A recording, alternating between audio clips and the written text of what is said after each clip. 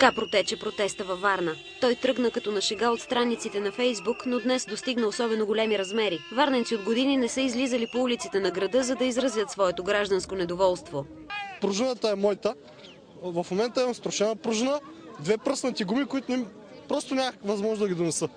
Имам и струшена броня. Само от тези дупки. Избягваш едната, влизаш в другата. Плащам 190 лева данък за кола, която е стара и вижте на какво приличат пътищата. Няма такова нещо, просто е недопустимо.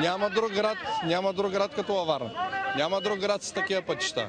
Няма друг град с такива пътища, няма друг град с такива данъци. Улица Девня долу изляза с колко хиляди, с стотици хиляди по-скъпа от километър на магистралата.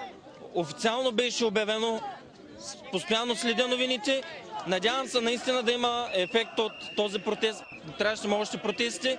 От своя страна кмета Кирил Йорданов окачестви проблема с дупките като национален, а не варненски. Той призова недоволните шофьори на разговор утре в 11 часа.